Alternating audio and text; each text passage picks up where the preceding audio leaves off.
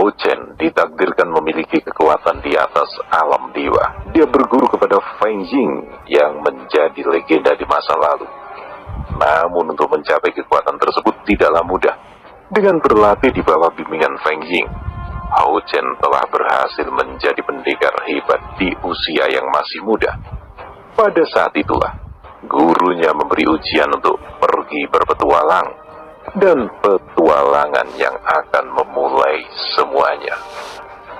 Sebuah karya yang ditulis oleh Adi Sucipto. Inilah Pendekar Dewa Abadi. Episode pertama, Sejarah. Sudah bukan rahasia lagi perseteruan antara aliran hitam dan putih, bahkan sampai harus mengorbankan manusia biasa dan desa-desa kecil. Sejarah pernah mencatat sebuah tragedi di mana kekacauan besar terjadi.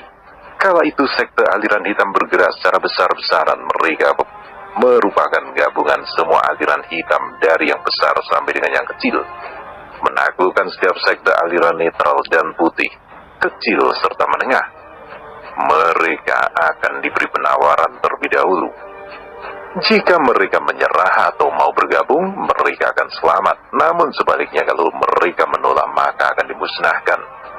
Tidak sedikit yang menyatakan untuk bergabung, sehingga kekuatan aliran hitam semakin besar.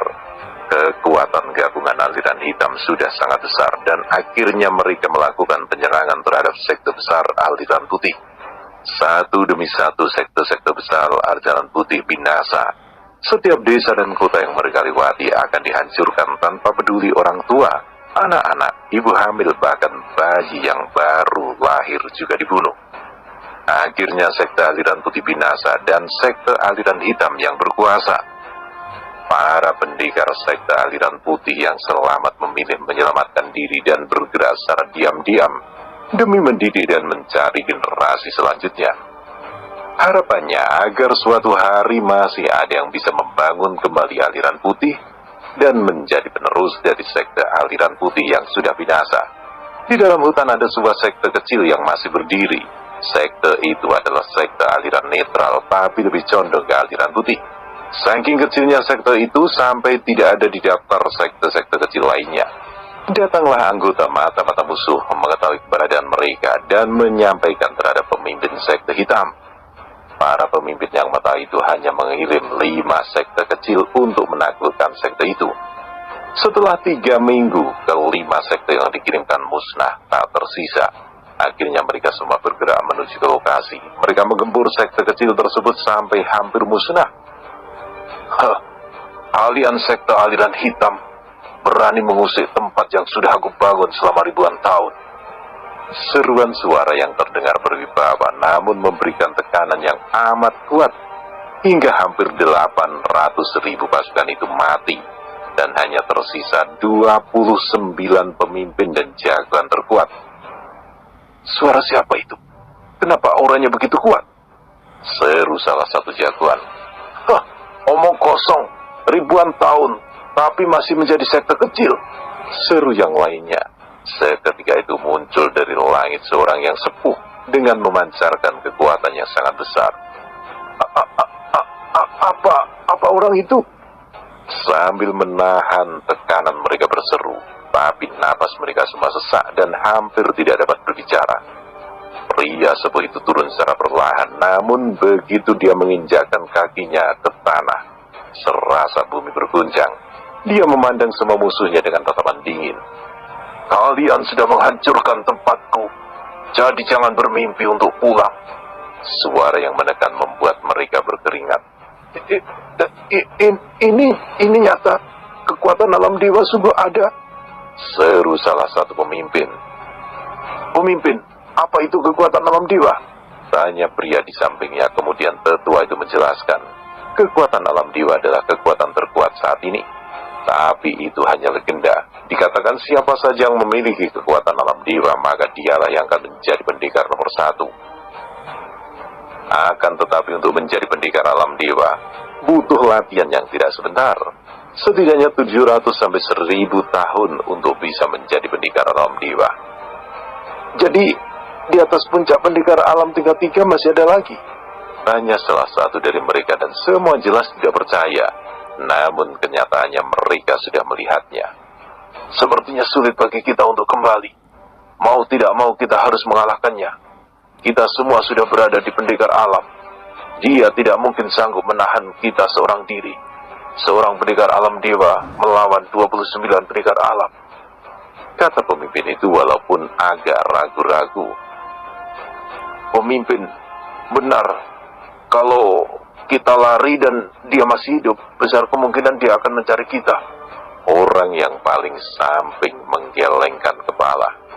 Pendekar alam dewa, aku rasa pantas mampu menghabisi hampir 800.000 pasukan hanya dengan aura dan suara. Kekuatan yang mengerikan. Ayo kita serang. Mereka semua maju ke depan, biarpun merasa kecil kemungkinan untuk menang. Di satu sisi, pria sepuh menggelengkan kepala. Dia menatap langit lalu teringat saat melakukan latihan tertutup.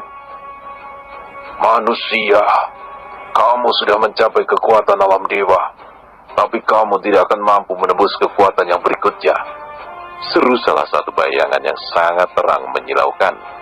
Saat melakukan latihan tertutup, pria sepuh itu kedatangan sesosok yang sangat bercahaya. Tapi dia tidak merasakan aura kekuatan. Seakan-akan itu cuma tubuh bayangan saja. Masih ada kekuatan di atas alam dewa? Pria sepuh itu kaget setelah mengetahui hal itu. Tidak dibayangkan sebelumnya bahwa kekuatan alam dewa sangat dahsyat. Dia tidak menduga masih ada yang lebih tinggi. Benar, sosok itu membenarkannya. Suatu saat akan ada dari satu manusia yang akan mencapai tingkat itu. Maka di saat itu, kamu harus meninggalkan seluruh pengetahuanmu ke dalam sebuah catatan.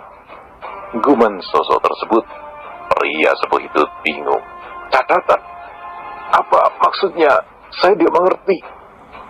Catatan dalam sebuah buku tentang bagaimana cara untuk meningkatkan tingkatan menuju alam dewa, dan jelaskan bahwa ada kekuatan setelah kekuatan alam dewa, yaitu kekuatan dewa abadi.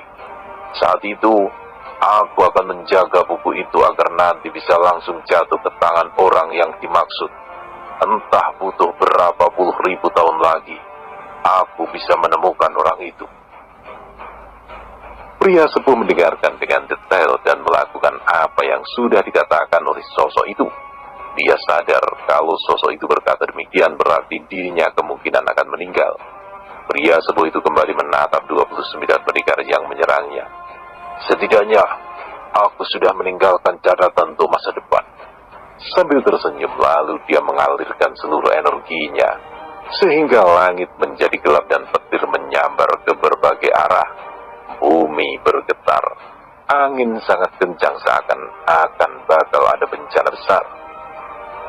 Apa jadi seperti ini kekuatan alam dewa? Mereka sulit menerima tekanan aura yang dipancarkan, dan akhirnya pertempuran pun terjadi sangat sengit. Biarpun lawan mereka hanya satu orang, namun mereka 29 orang berkekuatan pendekar alam dan sangat sulit untuk mengalahkannya. Pertarungan yang sangat sengit terjadi hingga 17 hari.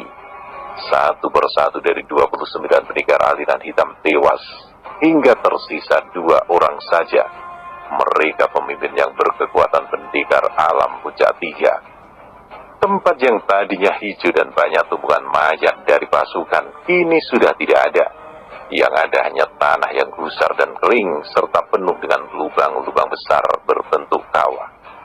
Pria sepuh itu terluka cukup parah dan hampir tumbang. Begitu juga dengan 2 orang musuhnya. Hari ini kita akhiri semuanya, seru pria itu yang nampak kehabisan tenaga. Dia merentangkan kedua tangannya dan mengarahkan ke depan, dan muncul cahaya kecil yang mulai terpancar dari kedua telapak tangannya. Dan cahaya itu hanya sebesar buah anggur. Pria sepuh itu sudah berpikir, dengan kondisinya saat ini dia yakin bakal kalah dengan 2 orang yang ada di hadapannya. Begitu pula dengan 2 orang di depannya. Mereka hampir kehabisan energi dan berencana untuk menyerang menggunakan senjata rahasia. Saat tinggal 3 langkah lagi hampir sampai, mereka kaget saat melihat bola cahaya kecil di telapak tangan pria sepuh itu. Gawat, Mereka panik bukan main, namun mau menghindar sudah terlambat. Mari kita bersama-sama meninggalkan dunia ini. Hahaha, seru pria itu sambil tertawa. Teknik matahari, ledakan 9 matahari. Saat itu juga cahaya kecil itu mengeluarkan cahaya yang menyilaukan. Dan dalam waktu 5 tarikan nafas, bola cahaya kecil itu meledak sangat dahsyat.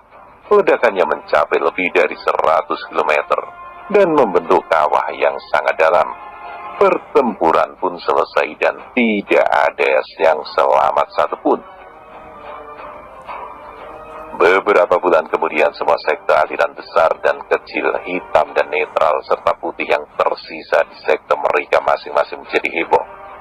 Ini karena sekte kecil mampu memusnahkan pasukan aliansi aliran hitam yang mencapai lebih dari 800.000 pasukan. Belum lagi jagoan-jagoan terkuat yang ikut lenyap. Sekte hitam yang awalnya unggul sekarang jadi tidak berdaya. Dan bahkan ada yang memindahkan sekte mereka.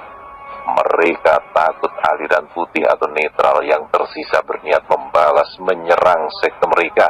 Karena kejadian itu, mereka mencatat sebagai sejarah dan menceritakan kepada seluruh dunia. Sudah beberapa ribu tahun sejak kejadian itu.